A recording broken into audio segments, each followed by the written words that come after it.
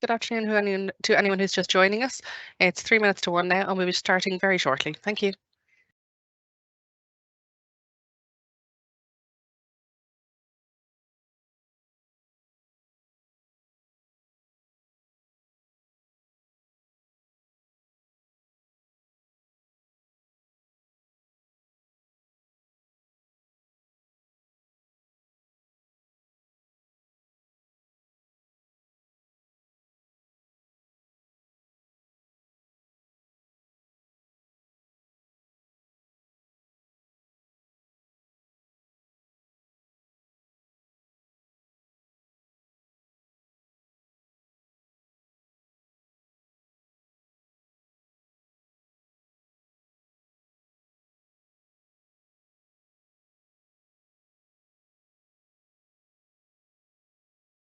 Welcome to anybody who's just joining the call. We'll be starting in just a couple of moments.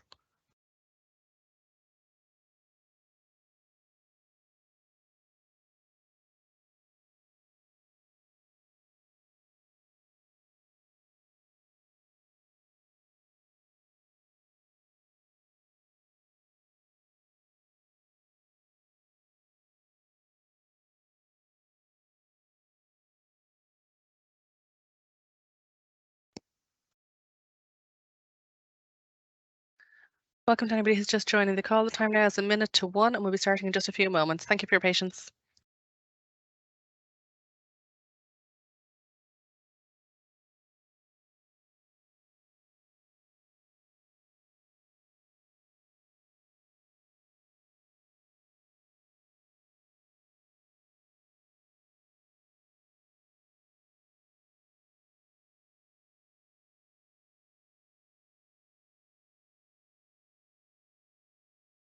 Afternoon all. There's just a couple more people joining the call, so we're just going to give it a moment for people to come in, and then we'll be starting just shortly after 1 p.m. Thank you for your patience.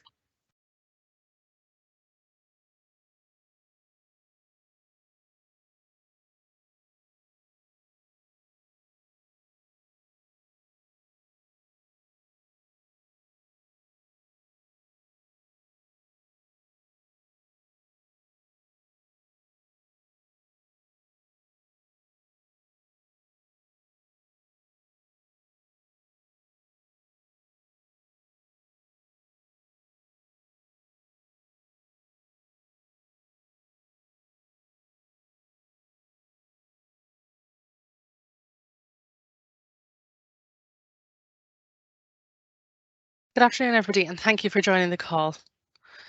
My name is Roisin White, and I'm the Communications Executive here at Fingal County Council. Thank you for joining us for this lunchtime webinar on the topic of the proposed active travel changes for the route on Seatown Road to Estuary Road to Swords.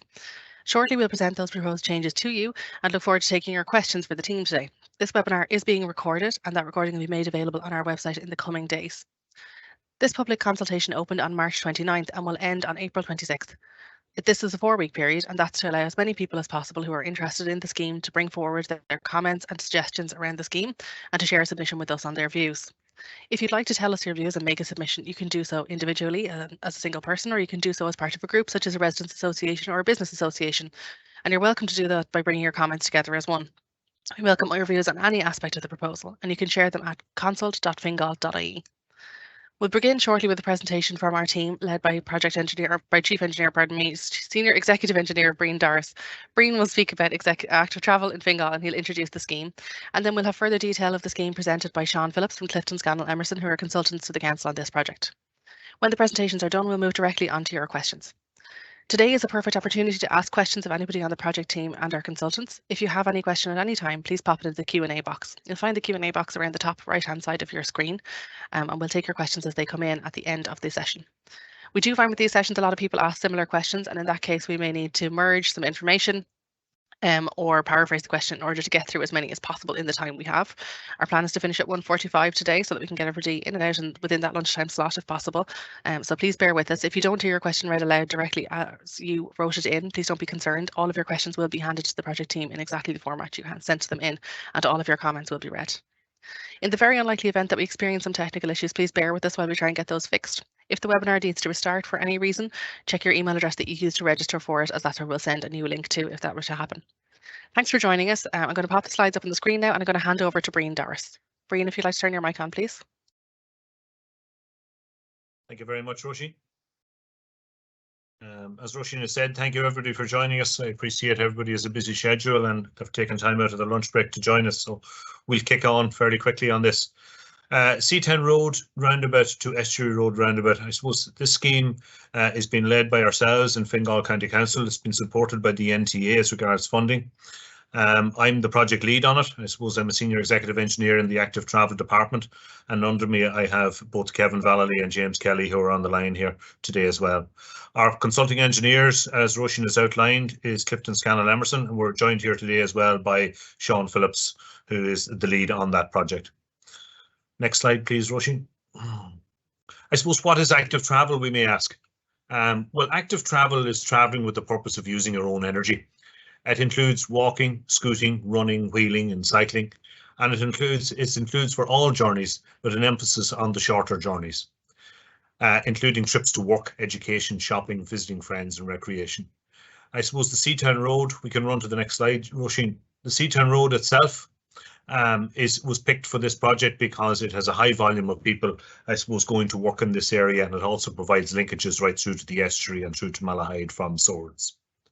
I suppose, where does this lie? I suppose in a policy context, from both national policy, we're looking at both climate action, climate change, our active travel policies. At a regional planning level as well, we're looking at the Greater Dublin Cycling Transport Network for active travel. And at a local level, really, our Fingal Development Plan, which has recently been launched as well, 2023 to 2029, and also our local transport implementation plans, local economic and community plans, and so on and so forth. Next slide, please, Roisin. Where is the route? Just to go back one, what is it given a connectivity to? Again, as I've said at the outset, it's given us connectivity back to Swords itself from both the recreational aspect and also bringing us to work and school and so on. It also provides linkage down to the estuary, which again will provide linkage right through to Malahide. So it's one of the main arteries, I suppose, to link both Swords right through to Malahide in the future. Next. I suppose the preliminary design proposals, well, what are we trying to do? And I suppose really what we're looking at is, I suppose, the road hierarchy in relation to providing more safety for our pedestrians or cyclists and giving the vulnerable road users a little more priority on the road.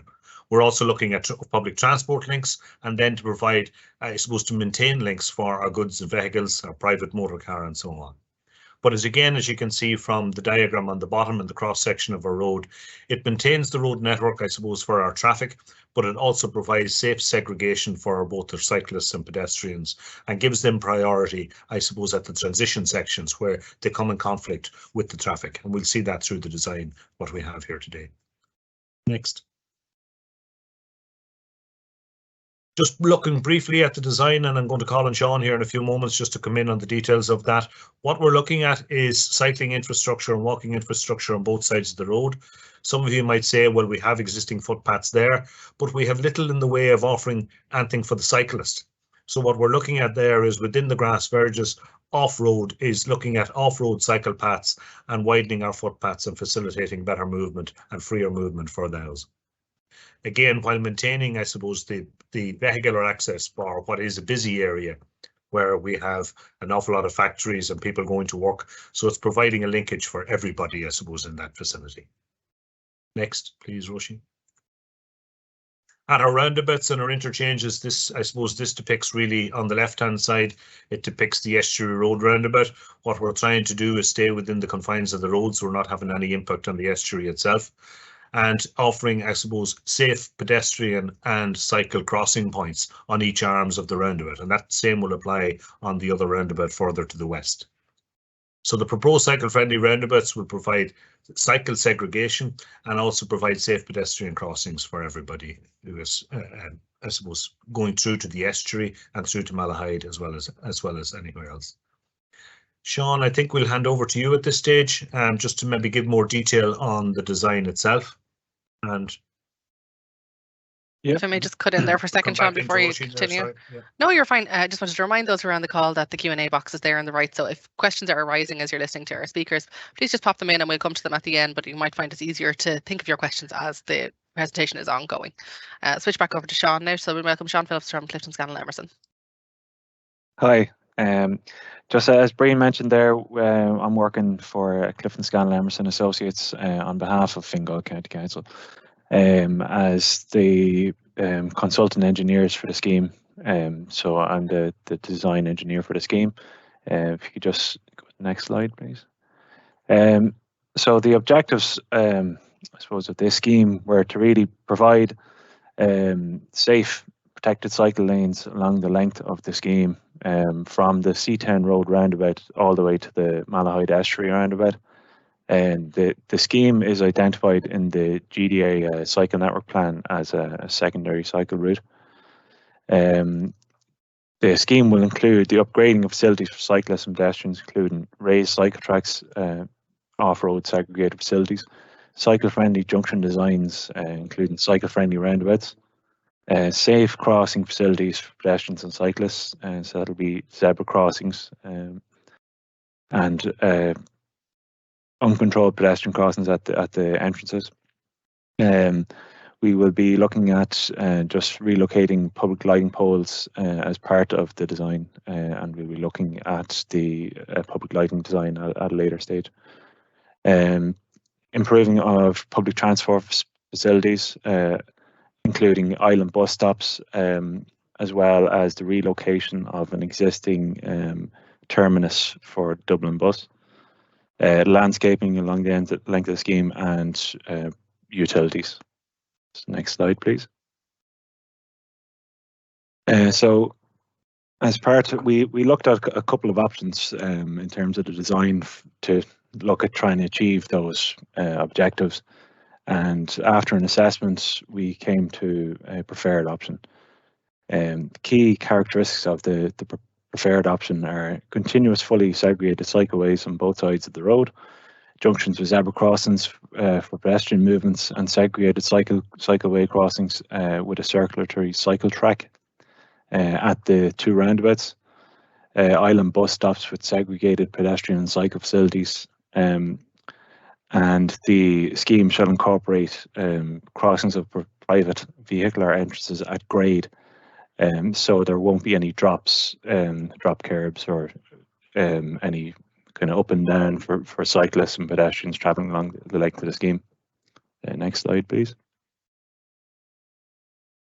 We'll be looking at narrowing down some of the traffic lanes and providing raised tables along different points during the scheme to encourage lower speeds, just to contribute to a safer environment. We'll be looking at detailed design stage. We'll be looking at appropriate lighting designs for conflict zones, just to enhance the safety of the scheme. We have looked at appropriate assessment, screening, and environmental impact assessment report screening for the scheme, and no further reports are necessary essentially on that. We've found the report has concluded that a full AA assessment or EIA or assessment report aren't required for this development. And next, please. So just to bring you through the scheme drawings, and just highlight different parts of the scheme. Just on the western side, so the left-hand side of this drawing, we'll be looking at tying into the existing curb lines there at the Seatown Road Roundabout. There's an existing pedestrian crossing that we'll be maintaining. There's a signalised pedestrian crossing. And then from that point on, we'll be looking at introducing our segregated cycle facilities, along with, so it's a 2 metre, for the majority of the scheme, we have a kind of a cross section including a 2 metre verge, a 2 metre cycle track, and a 2 metre footpath. So nice wide pedestrian and cycle facilities, along with a lot of segregation from the road for the majority of the scheme. Just as we travel along here, we can see that there's 2 island bus stops here with segregated cycle and pedestrian facilities around the back. We'll be looking at providing bus shelters at these stops, and crossing points for pedestrians to access the islands. And just at the junction accesses here, just to, another key design feature, like I said, is to we are providing ramps at the majority of, well, it's actually all of the accesses. We'll be providing ramps so that pedestrians in particular, for all the accesses, won't have to drop down on road, and cyclists will only have to drop down on road at 2 entrances where there's heavy vehicles and there's larger turning radius required. If you just head on to the next slide, so we head down to the internal IDA Park access roads here at this roundabout. So this roundabout design is a cycle-friendly design. We're looking at providing segregated circulatory cycle tracks around the roundabout, as well as zebra crossing facilities for pedestrians. As we head along the scheme there, I suppose in an effort to minimize costs of the scheme, we have looked at maintaining existing curb lines where possible, and where we have sufficient space outside of the curb line to provide our 2-meter verge cycle track and footpath. So we've done that along this portion of the scheme. Up towards the M1 bridge underpass, we have to just narrow down, just because there are existing bridge columns there. We will be looking at just removing the verge at that point and narrowing the road down so that we can get everything through that cross section through the underpass between the existing columns. If you just head on to the next slide, please. So actually, if you look to the bottom of this drawing there, you can actually see the cross section where that just at the underpass. So that's the design that we'll be bringing through there. So you have the entrance there to the recycling facility there with a ramp and level pedestrian crossing facilities. As we head along the scheme there, you can see there's an off-road bus bay there provided, so that's going to be the relocated terminus point for Dublin Bus. And then as you head on towards the Malahide Estuary Roundabout there, we have another one of these cycle-friendly roundabout designs with a circulatory track. And then that ties into existing cycle and pedestrian facilities along the estuary there. Yeah, so that's pretty much the entire design. Might hand back to Roisin at this point. Thanks, Sean, for that overview. It's very helpful. I'm going to hand over to Breen now to talk a little bit about project work done to date and what's going to happen at the next steps before we move on to Q&A. And I can see questions are starting to flow into the Q&A box there, so please continue to put them in. And like I said, we'll get to as many of them as we can. Breen, take it away there. Thank you very much, Roisin. Thank you very much, Sean, again, for such a detailed, comprehensive, I suppose, explanation of what we're trying to achieve here on this job and the design basically that you have considered within it. I suppose, where are we at and what are we doing? Yeah, Clifton Scannell Emerson, being our design consultants, were appointed in July 2022, and we had a look at basically the scope of this project. We've carried out an awful lot of surveys in relation to our traffic surveys, topography surveys, and so on. And we've looked at a number of preferred options, I suppose, a number of options to come up with the preferred option, which we're presenting to you here today. Those options were presented to our elected members in December, and we've worked through some of the detailed design, as Sean has said, since then, to try and get it to this stage where we can go to our non-statutory consultation, which we're doing over the next 4 weeks, as Roisin has outlined. Where do we go from here? I suppose at the end of this, what we were trying to do is consult with the public, both yourselves here and anybody else who uses the route. And we've opened that to the wider public, so it's available on our portal, and Roisin will give details of that later on. Of where you can make further objections, and that they will all come back and feed back into the process where we can readapt design, look at the design, see that there's anything we've missed or something maybe that we have overlooked in hindsight, and maybe something that you can bring to the fore through this process. So we'll complete the non-statutory consultation by the end of April. After that, we will consider the submissions that is received and provide answers in relation to them. And where necessary, if there's a possibility we can bring them into the design, we will do so. We'll finalise our options reports, and then we must go through the procurement process of finalising our tender documents, getting a contractor on board, and then appointing a contractor. So we'd expect that to happen throughout the summer. So we're talking about May, June, July, with the appointment of a contractor by the end of the summer at the latest in order to carry out the works. I suppose timelines on the construction, what we're looking at here is a 3 to 4 month program at most. A lot of the works will involve, as Sean has said, is some of it is new curb lines, a lot of it is off-road, so there will be both pedestrian and traffic management in place, but it shouldn't impede too much on the overall traffic that is currently flowing there of two-way traffic. We should be able to maintain throughout most of the works, with the exception of the details on the roundabouts. After that, I think it's next slide, Roisin. I think it's down to questions and answers at this stage, and we'll hand back to yourself and I'd just like to thank everybody for attending today, and hopefully we can answer any queries as they come through. Thanks, Brian. That's great. I'm going to take the screen down now, and you'll get to meet the team face to face a little better as we start to go through your questions. So that, like I said, I can see them flowing in. Thank you very much. Please continue to send them in, and we'll get through as many as we can. We have about 30 minutes left for this call, so we'll try and get through as many as possible. So the first question I'm going to put to you, Brian, and that is, it's coming from somebody saying there's a lot of business entrances along Seatown Road, and they're concerned, how are we going to make it safer for people to walk and cycle past those with cars coming in and out as part of the scheme? Can you elaborate a bit more on the ramps that you mentioned there? You're just still on mute there, Brian. Apologies. I suppose at the moment, it's a very valid question. At the moment, there's very little in the way of pedestrian priority along this route. What we will have, and as Sean has explained, we will have a number of crossing points at each of the entrances, both to the factories and across the roundabouts as well. And these will be made safer, I suppose, through both a raised table across those junctions. So in effect, what will be is the pedestrian and the cyclist will continue at the level of the existing footpath right through those entrances. And what we talk about in raised tables, people say, well, what's a raised table? Effectively, it's like a ramp, but it's long enough and wide enough that a vehicle can mount it, sit on top of it, and then move off it again. So effectively they're four wheels, or in this case, we have an awful lot of 6-wheelers and 8-wheelers entering the factories and so on. So they can straddle them. So they're not just hitting across a bump or a speed bump, as we'll call it. It's actually a raised table, which is clearly identifiable, where the pedestrian and cyclist has priority, and then the traffic slows down coming across it, and they dismount then off it again, off the ramp.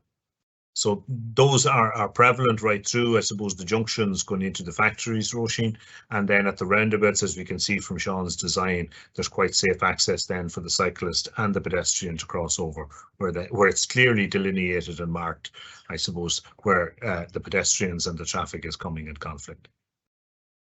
Thanks, Brian. So I think the message there is it's about making it safer for everyone to work together on the road, I suppose, not just for cyclists or for motorists in this scenario, or for pedestrians if they may. Perfect, thank you.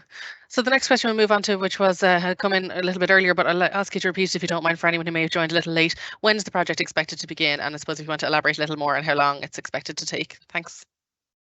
Again, the process of where we're at the moment, we're at public consultation. That will take us to the end of this month, in the end of April. After that, we will be reviewing the design based on the comments that we've had back in through this process. We will be finalising our tender documents and going to tender then throughout May and June, with the ambition basically at this stage, and the programme is aligning to having a contractor in place by July, August time. So basically the mid to end of third quarter. How long will the project take? We're estimating at this stage 3 to 4 months, so long as we have a contractor available and in place to do that. So by the end of the year, hopefully we will have everything completed. That's great, thank you. So questions come in here around maintenance along the route and following the changes that are made. Somebody has said that they find that the route is often littered at the moment, and will extra bins be provided as part of the route, is what they're asking. I suppose that's falling to me again, Roisin. Yes, most certainly we can look at that. I suppose the idea that maybe there's a lot of litter on the route, that may well be down to enforcement action by ourselves as the local authority.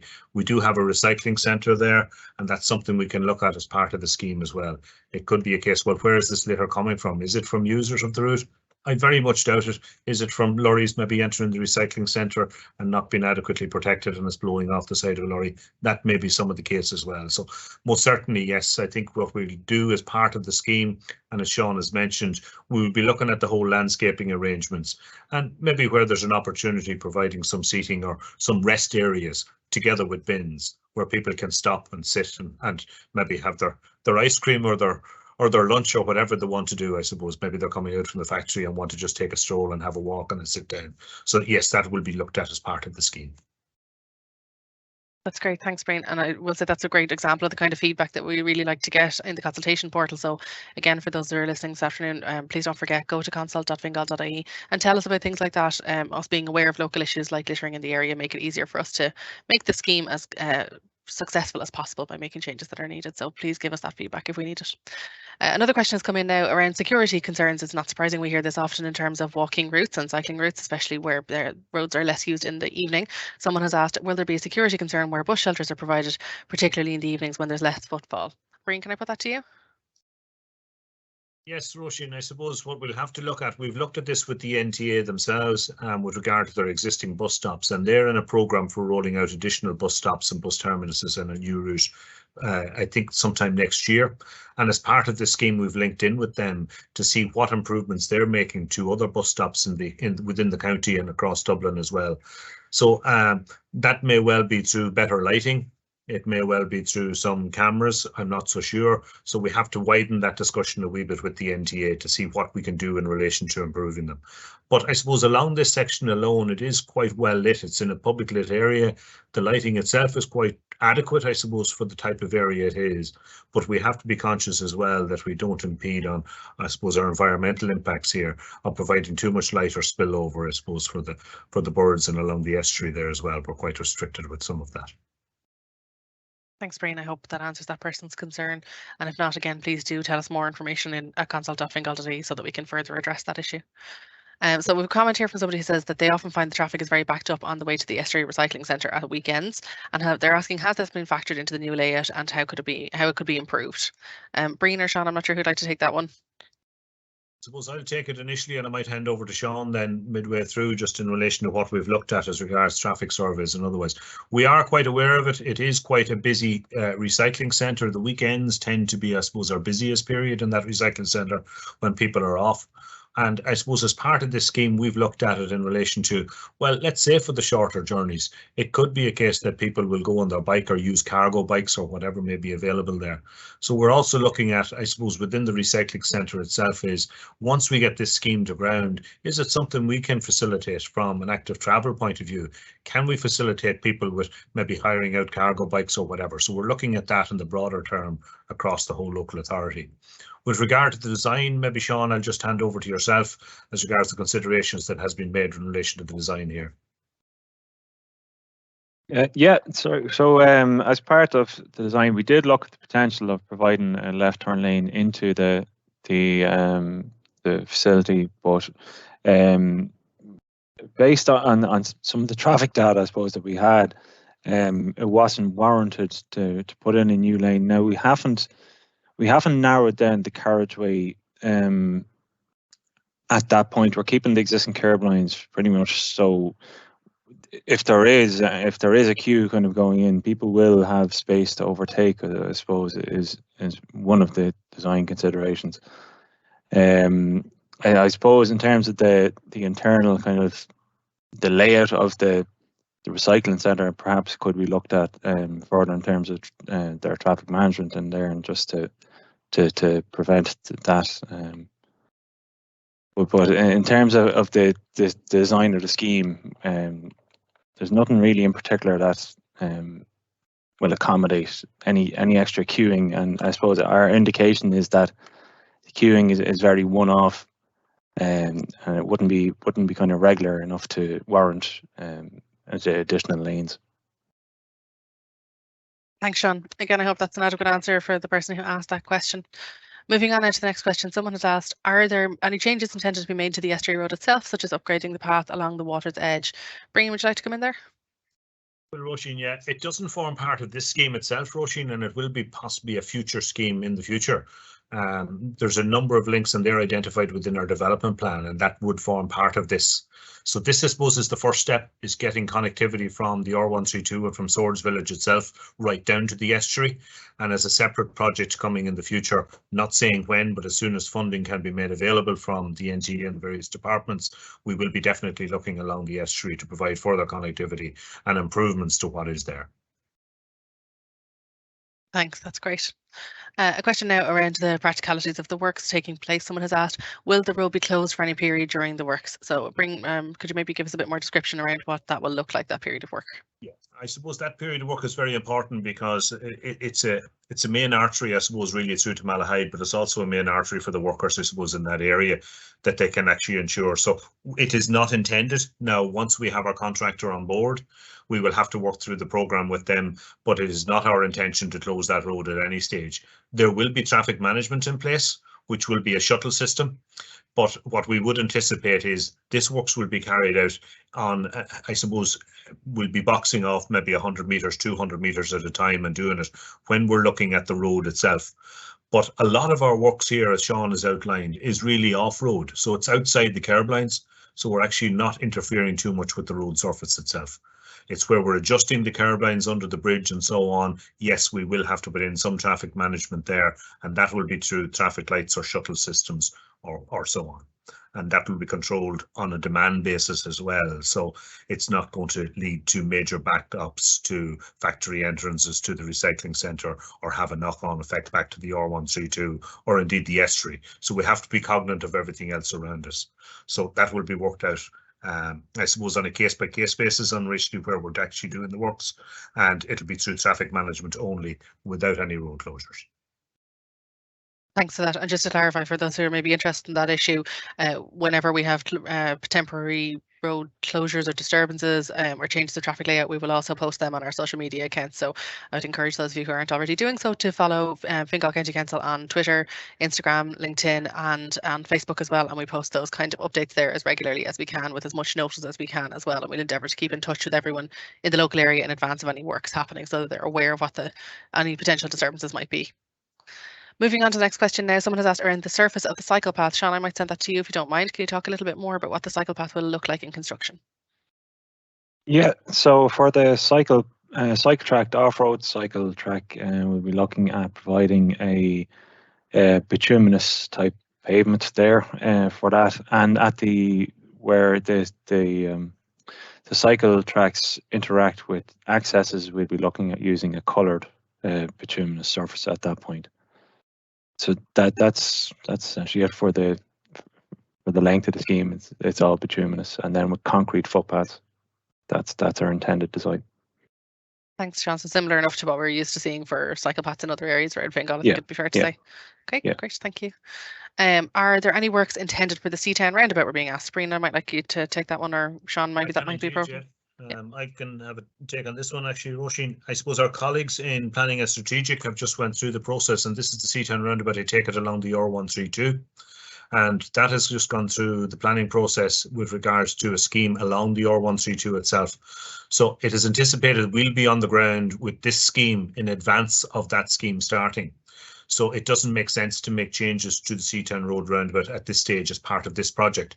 So what it'll mean is we will come in and complete this project to the east of the Seatown Road Roundabout on the where it meets the R132, and we will complete our works. And then once the other works happen on the R132, they will be taking the roundabout and complete and doing any works to tie into our project. But as maybe Sean might want to come in on that as well, we have been in consultation with the consultants and designers for that project to make sure that the two designs of the two projects align and that there will be, I suppose, connectivity between the two that matches. Yeah, just to comment further on that there, we have designed our scheme just to tie, like Breen said, we've been in consultation with the designers of that scheme, and our works will be easily integrated into that, and we've taken that into consideration. Thank you both. And just when Breen mentioned the R132 project there, it's important to remember that not only this project, but all other ongoing consultations from Fingal County Council can be viewed on consult.fingal.ie. So I'd recommend that you sign up as a subscriber to the website, and then you can be informed about any ongoing consultations. So when the work does begin on the R132, you can be in the loop on that project as well, although we will also promote that work when that time comes too. So someone has asked, will the path be wide enough for people walking to get under the bridge without being too close to cyclists and to the road?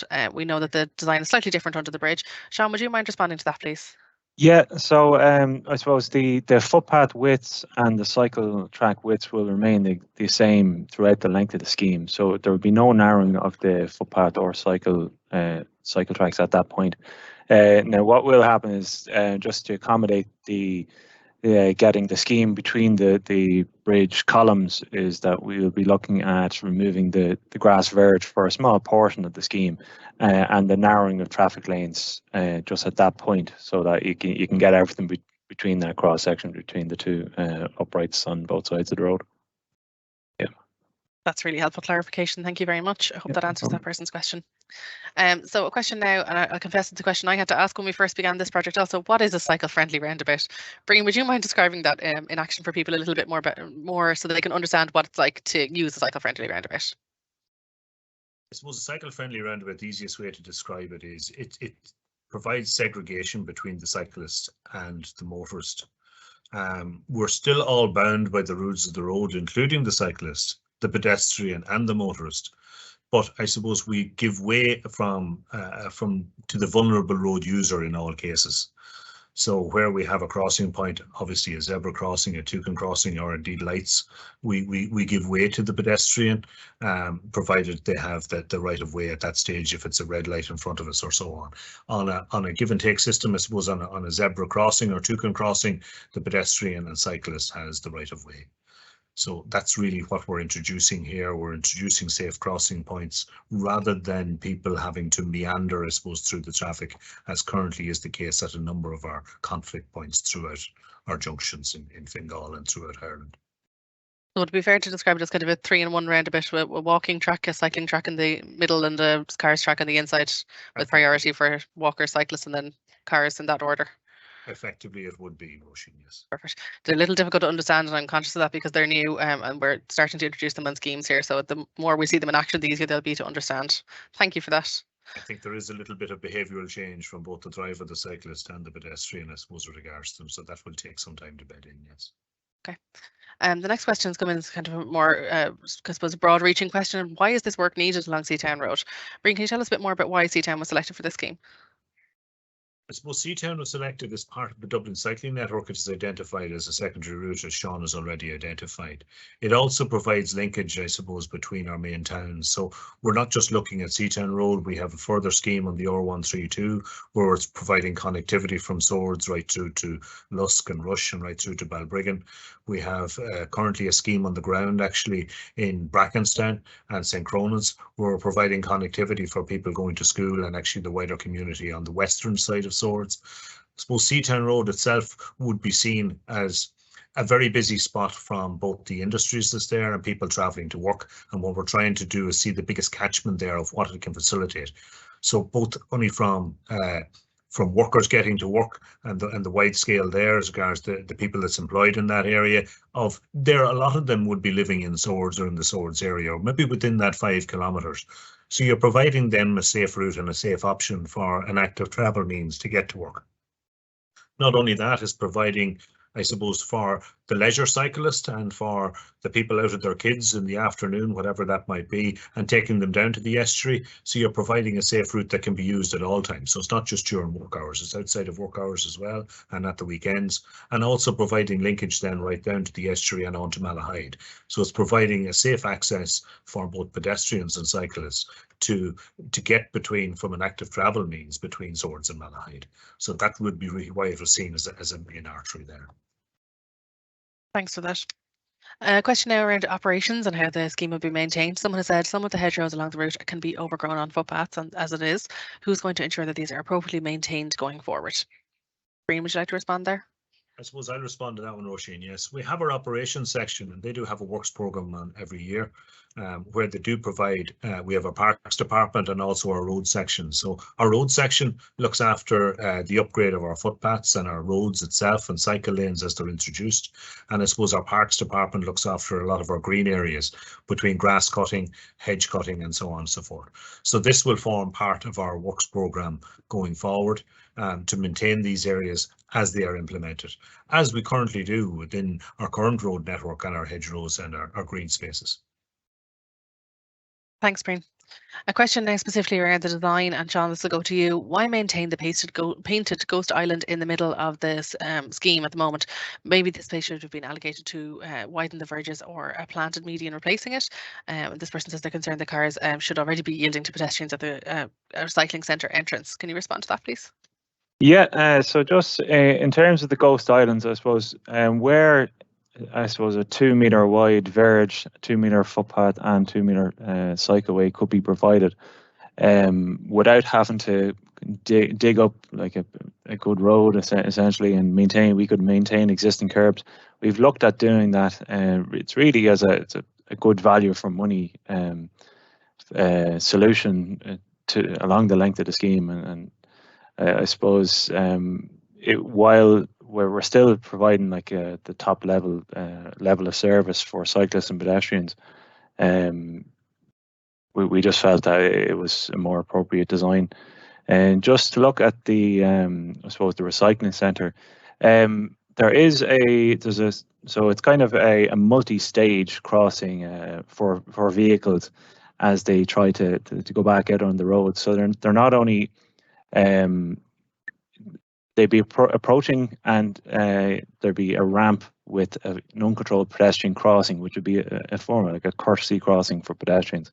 So they can stop in advance of the ramp and let pedestrians go by, but then they have to move on towards the edge of the road. So a stop line is required at that point, just at the point where they have to stop for cyclists who would be crossing the junction, and obviously stop for traffic already on the road. Is that all the questions as part of that? I was going to say there is a second part to that question, if you don't mind me adding on to it there while you're on a roll. So someone has said that they're concerned about the issue of cars queuing at the Estuary Recycling Centre, which is seen on occasion at weekends, particularly when there are amnesty days, and they've asked, should that lead to a ban on right turns into the recycling centre? There's a potential for that. Now, it's not something we've looked at, I suppose, at this stage. It could be easily provided with you could provide like I suppose it would be hard to enforce, because it'd be hard to ban your right turns coming from the western side without the use of a kind of a slip lane, which isn't the kind of ideal design for cyclists. So we've really looked at prioritising the cyclist design as part of this scheme. It is something we could look at the detailed design stage, but like I said, we've really looked at the hierarchy of, who's this scheme really looking to serve, and it's the pedestrians and cyclists, number one. So that's. Thanks, Sean. Really I'm probably in danger of repeating myself once too many now, but to say again, this is the kind of feedback that's really useful to get on the consultation portal, and I'm sure Brian and Sean would agree with that. So if that's something you're continuing to be concerned about, please do send us a little bit more detail. You can do so at consult.fingal.ie. We've time for.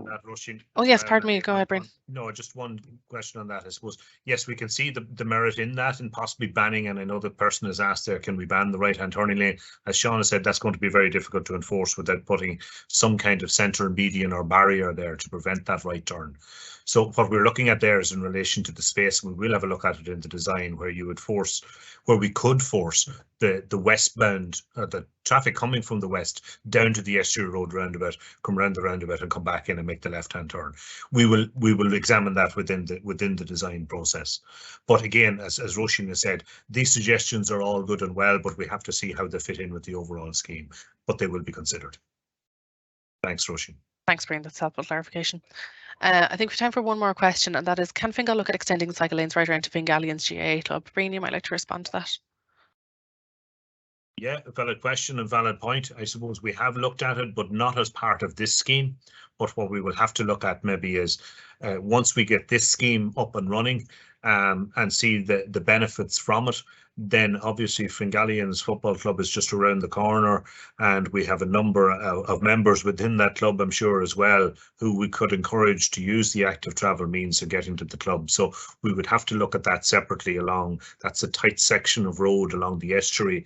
If we take it from the Estuary Road roundabout heading north and round the corner to Fingalians, or even coming in off the R132 in the opposite direction. So we would have to look at some possible reapportioning of road space in that area. That's possibly what we could look at as regards design, but it doesn't form part of this project. It will be looked at in the future as a separate project, most certainly. Thanks, Brian. We're just starting to come to the end of our time, and I suppose it's an important moment to stop and ask, is there anything in particular, one key piece of information that people should be taking away about this consultation that you'd like them to consider, particularly if they're going to make a submission? I suppose that's for myself, Roisin. Yes, what they need to consider, I suppose, is, well, if you're making a submission, how does it impact you, or what would you like to see along that particular route? And bearing in mind as well, with regards to the priority of the road user, we have to make it safer for people to walk and cycle along these routes. I suppose we say, oh, well, there's nobody cycling or walking there at the moment. Well, they're not doing it because it may not be safe. So if we can encourage it, and we all have possibly young children or nieces, nephews, grandchildren, whatever it might be, but if we had the safe infrastructure in place, well, then we would have more confidence to let people out there to use it, no matter what age, ability they have or otherwise. So what we're looking at is, it's not just for cycling and walking. It's for your disabled person. It's for the person in the wheelchair. It's for the person with the child in the buggy. It's for the cyclist. It's not all us middle-aged men in Lycra we're trying to promote here. We're actually trying to promote it for everybody that can walk and cycle and so on. Green, that's great. Thank you very much. So like I said, we are coming to the end of our time. I'd like to thank everybody who's attended the webinar today and taken the time out of your lunchtime to get involved and interested in the scheme. It's very appreciated. This is not our final opportunity for you to give feedback. As we said, the consultation is open now, and it will remain open until a minute to midnight on April 26th. During that time, we'll be reading the comments, and at the end of the consultation, the team will be pulling down all the submissions and comments that have been made by anyone who's taken an interest in the consultation. So please do tell us what you think, whether it's a big comment or a small one. We're open to all comments and suggestions. My thanks to Sean and to Breen for their presentations today, and also to Daniel Leeson, who produced the webinar. As we said, the webinar has been recorded and will be made available on the website in the coming days, and there will be some social media posts to make you aware when that is available. If you do intend to make a submission, please don't miss the deadline. Do get it in before 23:59 hours on April 26th. It can be done on the website, but it can also be done by post, and details of how to do that are all included on the consultation portal as well if you want to go there. Thank you to everybody, and good afternoon. Thank you very much.